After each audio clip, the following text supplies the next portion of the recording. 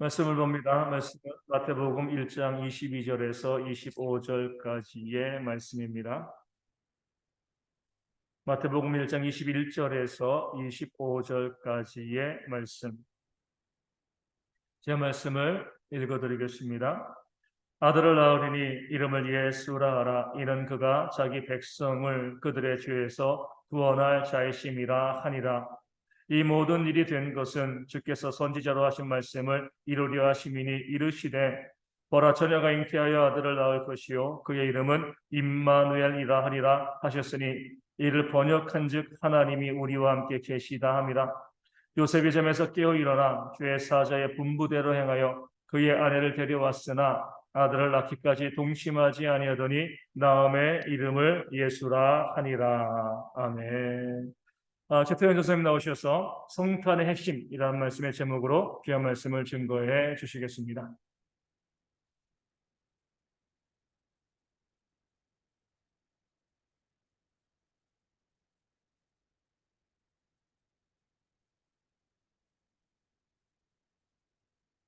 네, 오늘 성탄의 핵심이란 제목을 가지고 말씀을 증거하도록 하겠습니다.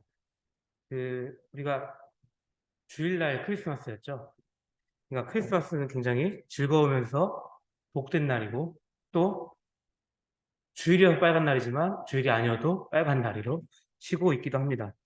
이 빨간 날이기 때문에 이 크리스마스가 우리나라뿐만 아니라 전 세계 기독교를 믿는 전 세계적인 축제이기도 합니다.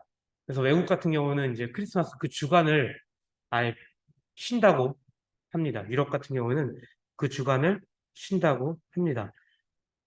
뭐 이제 힌두교나 이런 북인도나 이런 교회 이런 곳은 가보질 않았지만 거기는 이제 크리스마스라는 행사를 따로 지키진 않는데 이 남인도에는 이제 교회가 많이 있다고 합니다. 그 남인도에서는 이 교회가 크리스마스를 준비하고 선물을 나누고 또 크리스마스 동안에 예수님의 말씀을 증거한다고 합니다. 그러니까 크리스마스가 이제 기독교인에게는 굉장히 큰 의미를 가진 날인 것이죠. 모든 교회에서는 이 크리스마스를 지키고 이 크리스마스를 예수님이 오신 날로 기억하면서 지키고 있습니다. 우리가 잘 알다시피 크리스마스는 12월 25일입니다. 이 25일 날이 옛날에는 이제 기독교가 국교화가 되기 전에 옛날에는 태양신의 생일로 지켜지고 불렸습니다. 그래서 그리스와 로마의 태양신인 아폴론의 생이라고 불린 날입니다. 또 이집트의 신화와 연관이 되어 있는 날이기도 합니다. 이 이집트의 신 중에서 이제 태양의 신 호루스와 이제 죽음의 신 세트가 이제 누가 최고의 신인지 두고 전쟁을 합니다. 이 호루스가 잠깐 죽었다가 다시 부활을 해서 죽음의 신인 세트를 이겼습니다. 그래서 이 호루스가 부활한 날이 12월 25일이라고 얘기를 하면서 이 12월 25일을 굉장히 이집트에서도 그리고 그리스에서도 로마에서도 굉장히 중요하게 생각을 합니다. 즉, 이 12월 25일이 예수님의 탄생한 그 정확한 날이 아니라는 것이죠. 아폴론이자 이방신의 탄생일이고 호루스가 부활한 날을 우리가 섬기고 있다라는 것입니다. 이렇게 하면은 우리도 우상숭배가 됩니다. 예수님의 탄생이 확정적으로 12월 25일은 정확한 날짜는 아닙니다. 그러나 우리는 크리스마스를 12월 25일로 지키고 있습니다. 이 사실을 이렇게 지금 제가 얘기한 것처럼 12월 25일이 우상의 날이고 우상 숭배하는 날인 거라고 얘기하는 게 이제 하나님의 교회에서 이렇게 이야기를 하면서 교회 다니는 사람들한테 크리스마스에 대해서 깊게 생각 안 해보는 대부분 크리스마스는 예수님의 생일, 예수님의 탄생한 그 날짜, 성육신한 그 날이라고 생각해서 아무 생각 없이 그냥 교회에 나가는 사람들한테 지금 너네 12월 25일 크리스마스 잘못 지내고 있는 거야 라고 하면서 교회 다니는 사람들을 본인의 그 하나님의 교회 이단으로 꼬시려고 이런 이야기를 합니다.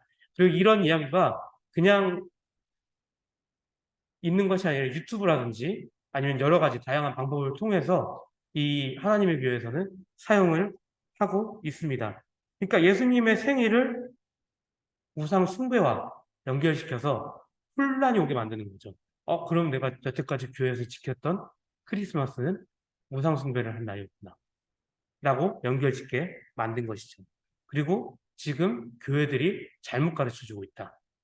교회들이 크리스마스를 오인해서 잘못 가르치고 있다. 우리가 정말 정확하게 가르치고 있다. 라고 하나님의 교회에서 교인들을 속이는 것이죠. 그리고 자신들의 교세를 넓혀 나가는 것입니다.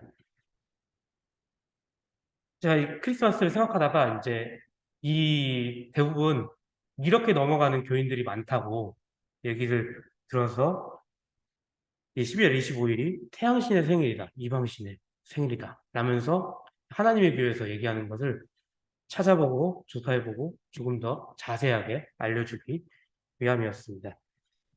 이 크리스마스 이 12월 25일이 왜 태양신의 생일이라고 그들이 믿었냐면 이 굉장히 과학적인 이유가 따로 있습니다. 이게 겨울에는 해가 짧아지고 여름에는 해가 길어집니다. 이게 우리가 늘 몇 년을 살다 보면 이 패턴을 늘 알게 됩니다. 겨울에는 밤이 길고 여름에는 낮이 깁니다. 이 이집트에 이제 나일강이라는 큰 강이 흐르는데 이집트는 사막이 주된 땅이기 때문에 이 나일강이라는 이 땅만 유독 비옥하고 농사 짓기가 굉장히 좋습니다. 마르지 않고 계속 흐르기 때문이죠.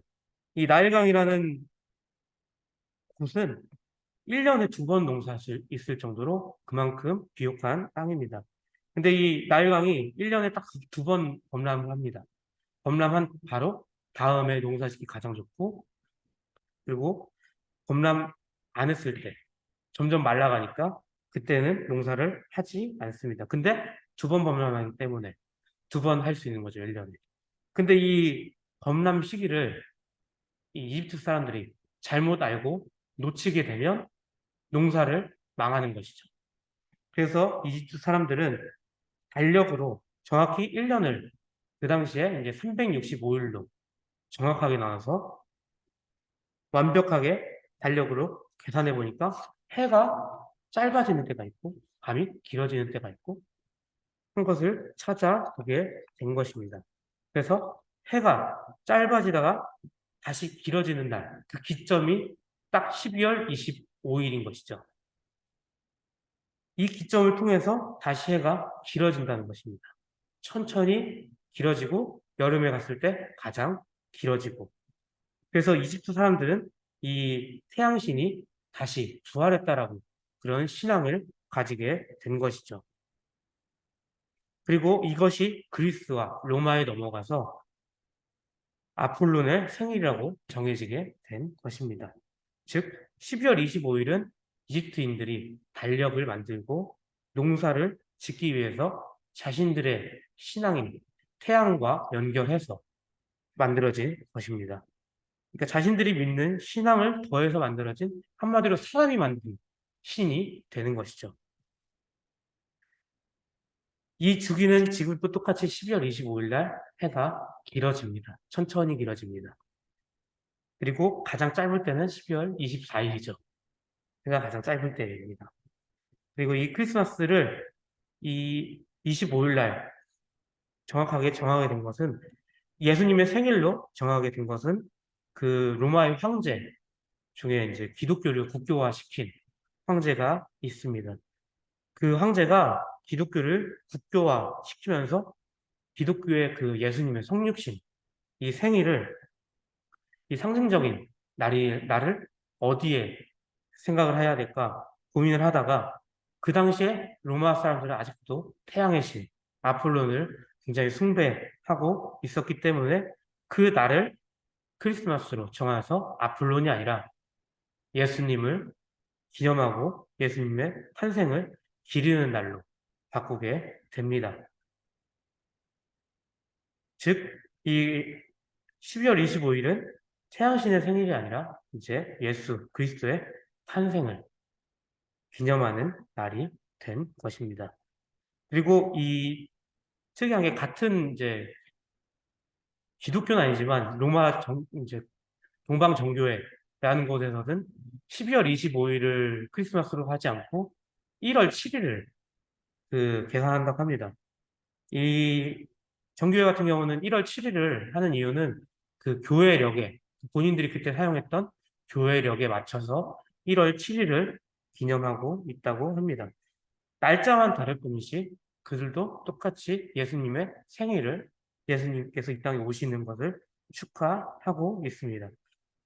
우리가 예수님이 언제 태어나셨는지 정확히 12월 25일인지 아니면 3월인지 4월인지 그것은 정확한 날짜는 알 수 없습니다.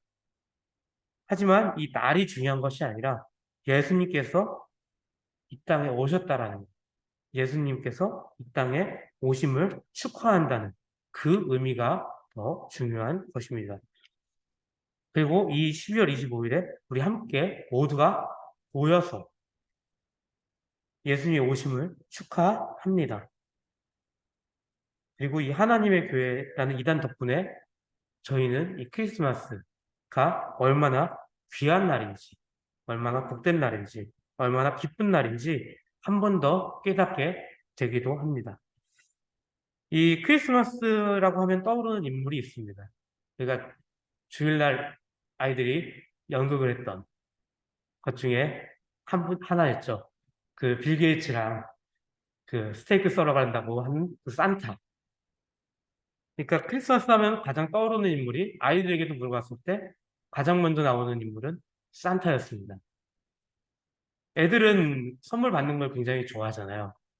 근데 산타클로스는 선물을 주는 사람이잖아요. 아이들이 무조건 기억할 수밖에 없는 사람입니다. 저도 이제 어렸을 때 저는 이제 교회를 나가진 않았지만 외가 쪽에 있는 형들이 이제 귀여운 조카 선물해 주려고 이제 산타클로스를 이제 분장을 해서 대부분 이제 선물을 이렇게 줘가지고 이제 받았는데 저도 그 당시에는 산타가 있는 줄 알았죠. 어렸으니까 잘 몰랐어. 근데 산타라는 게 없다라는 거를 나이가 들면서 깨닫게 되었습니다. 그러니까 이만큼 크리스마스 때 어린 아이들은 산타에 대해서 생각을 합니다. 본인들한테 그 아이들한테 선물을 주는 사람, 제일 좋은 거 주는 사람.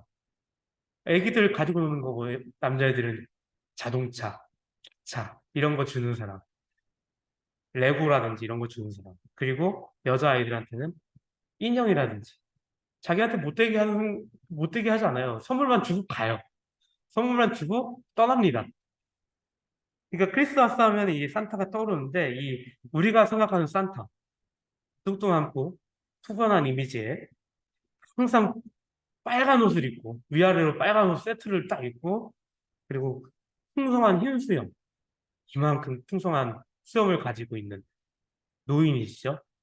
산타 할아버지입니다. 그리고 항상 어깨에 이렇게 선물 빨간 보따리에 선물을 가득 메고 굴뚝을 왔다 갔다 하면서 들어갔다 나갔다 하면서 이제 아이들에게 선물을 줍니다. 이 의문은 이제 그 뚱뚱한 몸을 어떻게 굴뚝을 이렇게 왔다 갔다 할 수 있는지가 좀 의문이긴 해요. 끼지 않을까? 라고 생각하는데 뭐 왔다 갔다 하니까요. 원래 산타라는 인물은 원래 아이들에게 선물을 주는 그 산타클로스라는 옛날에부터 선행을 뱉었던 성 니콜라오라는 그 주교가 있습니다. 그 주교를 통해서 기원이 되었습니다. 이 12세기에 프랑스의 수녀들이 성 니콜라우 축일 전날인 12월 5일에 가난한 아이들에게 선물을 주기 시작한 것이 유래되었다고 합니다. 그리고 유럽에 있는 가톨릭 국가에서는 이 로마 가톨릭 교회죠.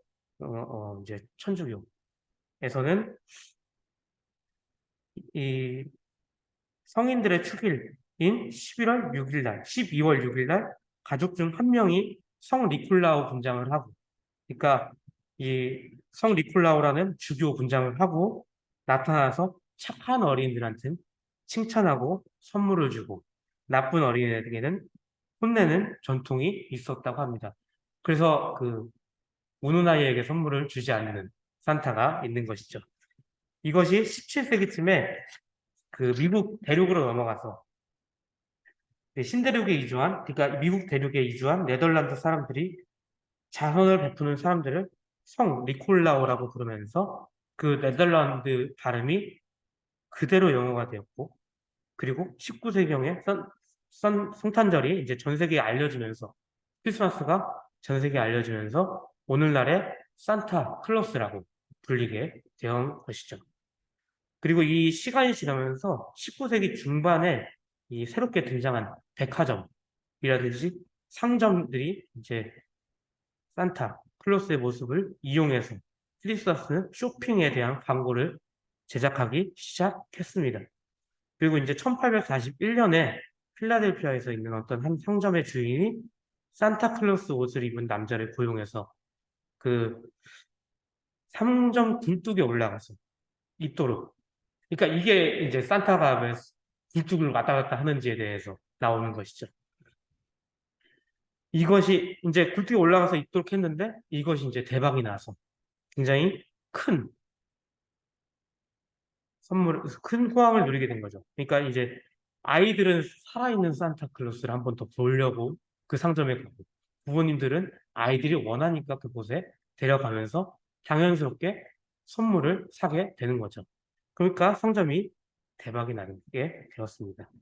그럼 이 살아있는 산타클로스의 모습, 뚱뚱하고 수염 있고 빨간색 바지와 빨간색 위도도 있고 흰 수염을 가지고 이 산타클로스의 모습은 1822년에 뉴욕에 있는 클레멘트 클라우크 부어라는 이 교수가 딸을 위해서 성 니콜라스의 방문 이야기라는 시를 썼는데, 이 작품 속에서 등장하는 산타가 뚱뚱하고 마법을 펼치는 능력이 있는 인물로 자세하게 묘사가 되었습니다. 그리고 이 만화가였던 토마스 네스트가 만화의 산타 그림을 그리기 위해서 이 무어의 시를 차용하게 되면서 그는 이제 흰 수염이 수북한 둥근 얼굴에 행복한 표정을 짓고 있는 남자를 그리게 됩니다. 그리고 그 남자는 털이 달린 밝은 빨간색 옷을 입고 장난감을 가득 든 자루를 들고 있었습니다. 지금 이게 우리가 현재 기억하고 생각하고 있는 산타클로스의 모습이죠. 즉, 이 산타클로스는 자본주의에 의해서 물건을 팔기 위해서 만들어진 존재라는 것이죠. 그리고 이제 시간이 지나서 미국 광고에 이제 산타가 등장하게 됩니다. 이 겨울만 되면 이제 그 코카콜라 CF에서 이 광고에서 산타가 콜라를 마시면서 그리고 선물을 뿌리는 이런 여러 가지 광고가 등장하게 되었습니다. 그러다 보니 이 산타가 콜라를 마시는 그런 산타가 등장하면 겨울에 회사 매출이 한 번에 훅 올라가는 상승 효과를 보다 보니까 대부분 기업에서 이 산타를 겨울에 내놓게 되는 것이죠. 그리고 겨울만 되면 또 산타 영화들이 그렇게 많이 나오죠. 꼭 산타가 있어야 되는 그런 영화들이 많이 나옵니다. 원래 이 미국의 크리스마스 문화가 이제 점점 우리나라에 들어오면서 우리나라에서도 산타라는 것이 굉장히 많이 사용이 됩니다. 특히 교회에서도 산타가 보입니다. 제가 그 초등학교 때가 아니죠. 유치원 때 이제 그 신길동에 있는 교회 유치원을 다니게 되는데 꼭 거기 이제 꼭 산타가 와요. 이상하게 교회 유치원인데 산타가 와서 선물을 줍니다. 아버지가 이제 그거 사진사니까 늘 거기서 사진을 찍으시니까 그게 남아 있어서 저도 찾아보다가 알게 됐는데 꼭 이상하게 교회인데 교회에 산타가 와서 선물을 하나 주는 것이죠. 그러니까 교회에서도 그거를 무분별하게 그냥 받아들인 것이죠. 그리고 이게 지금 점점 시간이 흐르면서 과연 이 크리스마스가 예수님의 생일인지 전혀 알지 못하게 되어 갔습니다.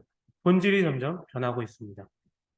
지금은 산타를 다들 없다고 얘기를 하고, 그리고 대부분은 산타가 없는 것을 다 알고 있지만 크리스마스에 여러 가지 다른 행사들을 진행하죠. 제가 얼마 전에 뉴스를 보다가 서울 광장에 그 크리스마스 트리에 십자가를 달았다고 항의를 했다라는 뉴스를 봤습니다. 이게 원래 크리스마스 트리에 별이 아니라 십자가를 달아도 무분별 당연한 건데, 왜 크리스마스가 기독교의 행사인 건데 마치 그것을 잘못된 것처럼 표현을 하는 것이죠. 저희가 부처님 오신 날 만약에 그 부처가 왔을 때 연등 다는 거에 대해서 아무도 시비를 걸지 않는데 꼭 트리에 십자가를 올렸다고 그렇게 항의를 하고 했다고 합니다. 그러니까 점점 이 크리스마스의 본질이 점점 변해가는 것이죠. 점점 자본주의에 맞춰서 변해가고 있습니다. 그리고 이 크리스마스 때 대부분 아이들은 솔로 크리스마스, 혼자서 보내는, 연인과 함께하지 않고 혼자 보내는 크리스마스라고 생각하면서 마치 연인들과 여자친구와 남자친구와 함께 보내야 하는 그런 것처럼 변해가고 있습니다. 그리고 어떤 분들에게는 연휴, 하루 쉬는 것이죠. 그래서 이번처럼 주일날 크리스마스가 있으면 다들 싫어합니다. 연휴를 모시기 때문에 대부분은 또 싫어합니다. 마치 크리스마스가, 이 성탄절이 겨울에 있는 하나의 행사처럼 지금 이 시대가 흘러가고 있습니다. 오늘 이 본문에서는 이 성탄의 본질에 대해서 말을 하고 있습니다. 성경은 성탄의 본질, 예수님에게 집중하고 있습니다. 예수님의 그 탄생에 집중하고 있는 것이죠. 본문은 예수님께서 이 땅에 오신 것에 집중하고 있습니다. 동정녀 마리아에게서 태어난 그 예수님이 우리의 구원자가 되신다는 것을 본문에서는 알려주고 있고 성경에서 이야기하고 있습니다. 예수님께서 이 땅에 오신 그 사건, 그 자체에 집중하는 것이죠. 예수님께서 어떻게 이 땅에 오신 하나님의 아들, 이 땅에 오신 하나님의 아들이라는 사실을 집중하고 있습니다. 그리고 선지자를 통해서 우리에게 전해진 그 하나님의 말씀이 이루어지고 있다는 것. 그리고 이 모든 일이, 예수님께서 이 땅에 오시는 모든 일이 하나님의 계획 안에 있었더라는 것. 하나님께서는 오래전부터 예수님께서 오심, 그리고 구원자가 이 죄가 넘치는 땅에 오실 것이라는 것을 선지자를 통해서 예언하고 보여주고 있던 것이죠. 그리고 이것은 예견된 사건입니다.